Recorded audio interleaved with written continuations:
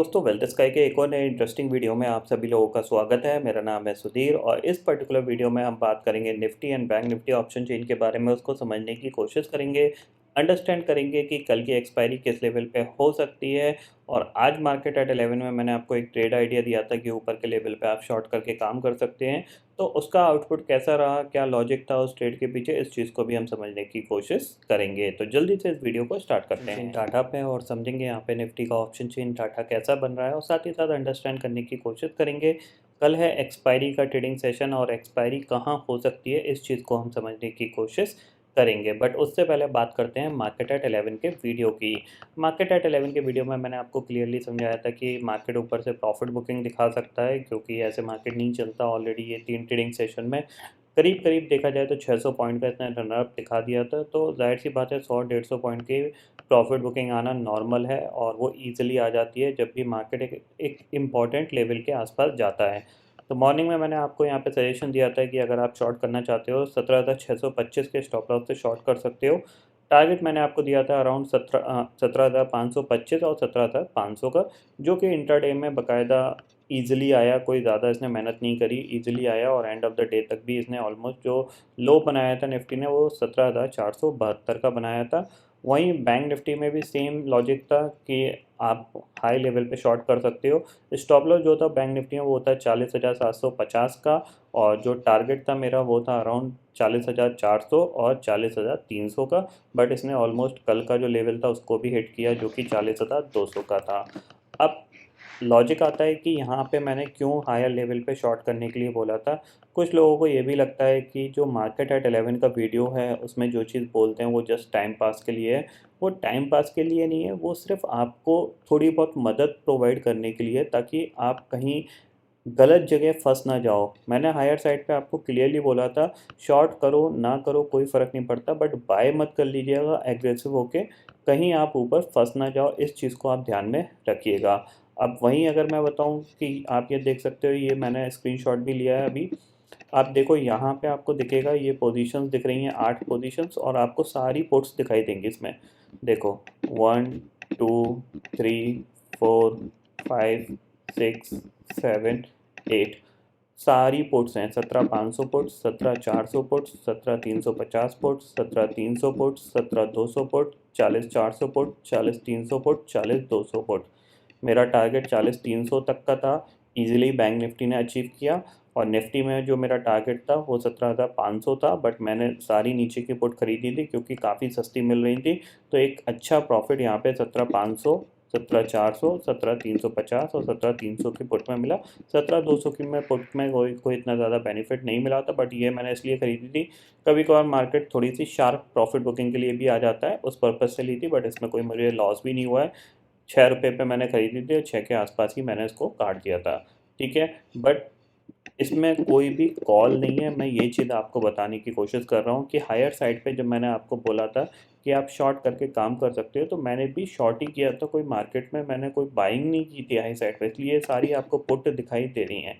ठीक है, इतना आपको समझ में आ गया कि जो आपको मार्केट एट 11 में सजेशन दिया जाता है उस सजेशन को हम खुद फॉलो करते हैं, इसलिए हम आपको वो सजेशन देते हैं। अब मैं चाहूँ तो यहाँ पे मैं आपको प्रॉफिट भी दिखा सकता हूँ, बट उस प्रॉफिट्स के चक्कर में आप डेली कल से मार्केट एट 11 का वीडियो देखना स्टार्ट करोगे तो कहीं ना कहीं आपको थोड़ा सा एक्सपेक्टेशंस के साथ देखने आओगे, लॉजिक के साथ नहीं देखने आओगे।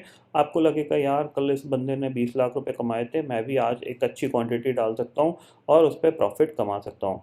तो मैं वो बिल्कुल नहीं चाहता। मैं चाहता हूँ कि आप जो ट्रेड आइडिया आपको शेयर किया जाता है मार्केट एट 11 में, या जो कंसेप्ट बताया जाता है कि आज मार्केट साइडवेज रहेगा या फिर आज आपको ट्रेड नहीं करना चाहिए, या फिर अगर आपको ट्रेड करनी है तो आपको इस साइड ट्रेड करना चाहिए, ताकि आप उसके ऊपर थोड़ा सा गौर करो, अंडरस्टैंड करने की कोशिश करो कि ऐसा आइडिया क्यों दिया गया था, ताकि आगे आने वाले दिनों में, क्योंकि ट्रेडिंग क्या है, ट्रेडिंग कोई शॉर्ट टर्म जर्नी तो है नहीं कि आज करिए कल गायब हो गए फिर नहीं करेंगे। It is a long term journey. As a business purpose से जब आप ट्रेडिंग करते हो तो ये एक लॉन्ग टर्म जर्नी है, सालों से चलती आ रही है और आगे चलती रहेगी। आपको सिर्फ लॉजिक समझने है कि कहाँ कहाँ पे मार्केट हमें फंसाता है और कहाँ हम इजीली यहाँ पे प्रॉफिट कैप्चर कर सकते हैं। 100 पॉइंट निफ्टी में मिले, बैंक निफ्टी में भी 300 पॉइंट मिले, ईजिली मिले, इसमें कोई ज़्यादा मेहनत करने की ज़रूरत नहीं पड़ी। बस आपको क्या समझना था, लॉजिक समझना था कि मेरे को यहाँ पे शॉर्ट करना है या फिर बाय करना है। ठीक है, वो लॉजिक मैं थोड़ा सा एक्सप्लेन कर देता हूँ कि मैंने आपको क्यों हायर साइड पे आपको शॉर्ट करने के लिए बोला था। अब आप देखोगे कल क्या हुआ, मार्केट गैप अप खुला, गैप अप खुलने का इसने एक मॉर्निंग में मूवमेंट दिया, उसके बाद इसने सिर्फ ये एक ट्रेंड लाइन को फॉलो किया था जो कि एक डाउनवर्ड की थी। ठीक है, परफेक्टली खींचोगे तो इसके आसपास रेजिस्टेंस ले रहा था, बट इसने हाई को ब्रेक नहीं किया था। ठीक है, यानी गैप अप खुला, गैप अप खुलने के बाद साइडवेज चला गया। आज क्या हुआ, सेम चीज़, गैप अप खुला, एक मॉर्निंग में मूवमेंट आया, कहाँ तक गया, 17,600। अब 17,600 एक राउंड फिगर है, कल आपकी एक्सपायरी है और ऑलरेडी नीचे से मार्केट काफ़ी ज़्यादा स्ट्रेच हो चुका है। तो जाहिर सी बात है शॉर्ट कवरिंग कब आएगी, जब 17,625 या 630 के ऊपर मार्केट ट्रेड करेगा, तब शॉर्ट कवरिंग आएगी। अदरवाइज़ क्या होगा, क्योंकि मार्केट कंटिन्यूसली गैप अप खोल रहा है तो अपना गैप फिल करने के लिए नीचे आ जाएगा। ठीक है, तो वही आइडिया था यहाँ पे मेरा। यहाँ पे आप देख रहे हो, यहाँ पे कितना बड़ी मेहनत के साथ, छोटी छोटी कैंडल के साथ ये ऊपर गया था। अब इस केस में, इस ड्यूरेशन में जब निफ्टी 17,600 तक गया, आप देख रहे हो बैंक निफ्टी, अगर बैंक निफ्टी को देखोगे तो बैंक निफ्टी वहीं अटका रहा था, ये अपने हाई को भी क्रॉस नहीं कर पाया था। तो this is the first indication कि मार्केट में कहीं ना कहीं ऊपर के लेवल पे क्या मिल रही है, सप्लाई आ रही है बस। और जैसे ही ग्लोबल फ्यूचर धीरे धीरे नीचे आना स्टार्ट हुए, इमीडिएटली मार्केट में प्रॉफिट बुकिंग आ गई। ठीक है ना, सेम चीज़ हुआ। जैसे ये नीचे क्यों आया, अगर आप ग्लोबल इंडेक्स देखोगे, देखो डाउ फ्यूचर देखोगे, ये देखो यहाँ से ये इसमें धीरे धीरे प्रॉफिट बुकिंग आना स्टार्ट हुई। ठीक है, और जैसे जैसे डाउ फ्यूचर नीचे आता गया, सेम निफ्टी भी उसी तरीके से फॉलो करता हुआ नीचे आ गया। ठीक है, तो यही सिंपल सा लॉजिक था, क्योंकि मार्केट ऑलरेडी ज़्यादा स्ट्रेच हो चुका था, आज भी एक गैप अप ओपनिंग मिली थी, तो चांसेस थे कि आज एक प्रॉफिट बुकिंग बन सकती थी। अगर ये सपोज करो आज स्टॉप लॉस ट्रिगर कर देती, ठीक है, मान लीजिए 17,625 का स्टॉप लॉस ट्रिगर कर देती, जो भी लॉस होता, सेम लॉजिक मैं कल अप्लाई करता, क्योंकि कभी भी मार्केट ऐसे नहीं चलता। अगर कल भी गैप अप खुलता तो सेम मैं हायर लेवल पे शॉर्ट करता और कल एक्सपायरी के दिन मेरे को और भी अच्छा प्रॉफिट मिल सकता था। ठीक है ना, तो स्टॉप लॉस ट्रिगर हुआ, इसका मतलब ये नहीं है कि आपकी ट्रेड गलत थी। स्टॉप लॉस ट्रिगर इसलिए हुआ कि आपने जो ट्रेड डाली थी वो आज आपके फेवर में नहीं थी, कल आपके फेवर में हो सकती है, बट आज हमारा स्टॉप लॉस ट्रिगर नहीं हुआ, तो हमें एक अच्छी ट्रेड यहाँ पे मिल गई। ऑलमोस्ट ऊपर से हायर लेवल पे 100 पॉइंट का करेक्शन इजीली हमें निफ्टी के अंदर देखने को मिला। अब बात कर लेते हैं कल क्या हो सकता है, उसको अंडरस्टैंड करते हैं। ठीक है, तो कल के लिए क्या है, कल है एक्सपायरी, और जाहिर सी बात है मार्केट ऑलरेडी स्ट्रेस्ड है, अगर गैप अप खुलता है तो स्लाइटली प्रॉफिट बुकिंग कल भी एक्सपेक्टेड रहेगी, ये पॉइंट आपको ध्यान में रखना है। और एक्सपायरी के लिए अगर लिहाज से देखा जाए तो 17,500 के आसपास ही एक्सपायरी होनी चाहिए। ठीक है, फिर मूवमेंट कैसा बनेगा, आज यूएस मार्केट कैसा बंद होगा, उस पर भी सारी चीज़ें डिपेंड करेंगी।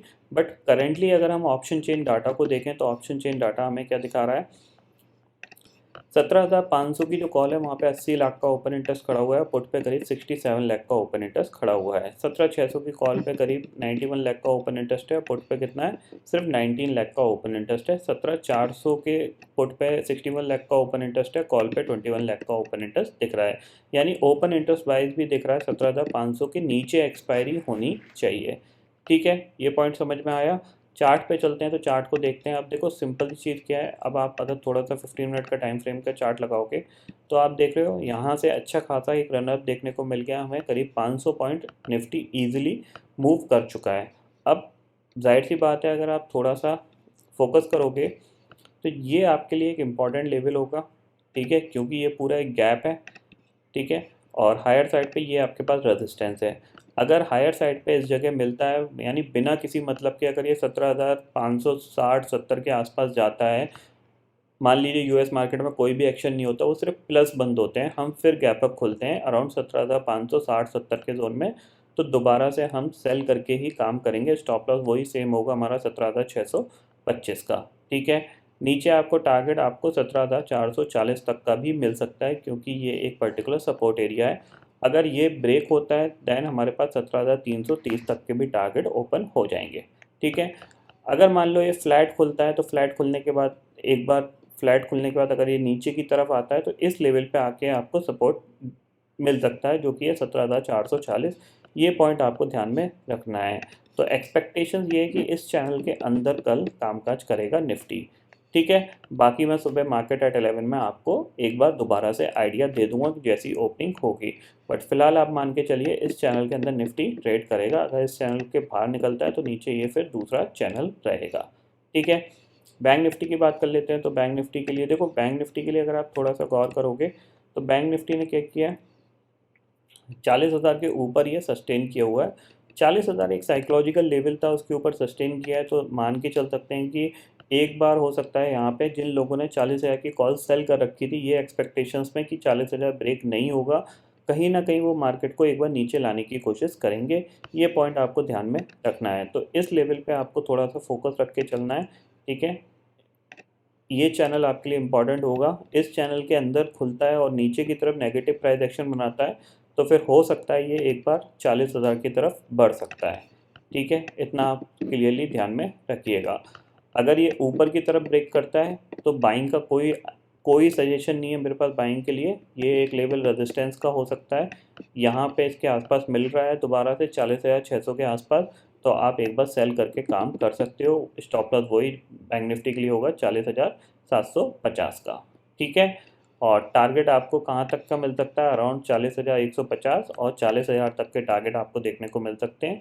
क्योंकि जाहिर सी बात है आज अगर यूएस मार्केट थोड़ा सा भी नेगेटिव बंद होता है तो ये हमारा मार्केट थोड़ी बहुत प्रॉफिट बुकिंग दिखा सकता है। ये चीज़ आप क्लियरली समझ लीजिए। ठीक है, ग्लोबल मार्केट की सिचुएशन देख लेते हैं करेंटली कैसा कामकाज कर रहे हैं। तो इंडेक्सेस फ्यूचर्स में जाते हैं तो डाउ फ्यूचर करीब 11 पॉइंट नेगेटिव है, नैस्डैक फ्यूचर करीब 11 पॉइंट पॉजिटिव है। तो क्लियरली दिख रहा है कि आज यूएस मार्केट थोड़ा सा साइडवेज कामकाज करेंगे या फिर थोड़ी सी प्रॉफिट बुकिंग उनमें देखने को मिल सकती है। ये पॉइंट आपको क्लियरली ध्यान में रखना है। और एसजीएक्स निफ्टी अभी 17,480 पे ट्रेड कर रहा है। तो देखते हैं ओपनिंग कहाँ पे होती है। सबसे इम्पॉर्टेंट यही है, अगर गैप अप खुलेगा 17,550 के ऊपर खुलेगा तो हम एक बार सेल के लिए ही अपनी अपॉर्चुनिटी ढूंढेंगे। बस ये पॉइंट आपको ध्यान में रखना है। ठीक है, तो आई होप दोस्तों ये पर्टिकुलर डाटा आपको समझ में आ गया होगा। दोस्तों फिलहाल इस वीडियो में इतना ही है। आई होप ये वीडियो आपको पसंद आएगा। वीडियो पसंद आता है तो लाइक और शेयर ज़रूर करिएगा और चैनल को जो सब्सक्राइब कर लीजिए, क्योंकि मैं सुधीर लेके आता रहूँगा हर दिन आपके लिए नए नए वीडियो। इसी के साथ शुक्रिया दोस्तों, जय हिंद।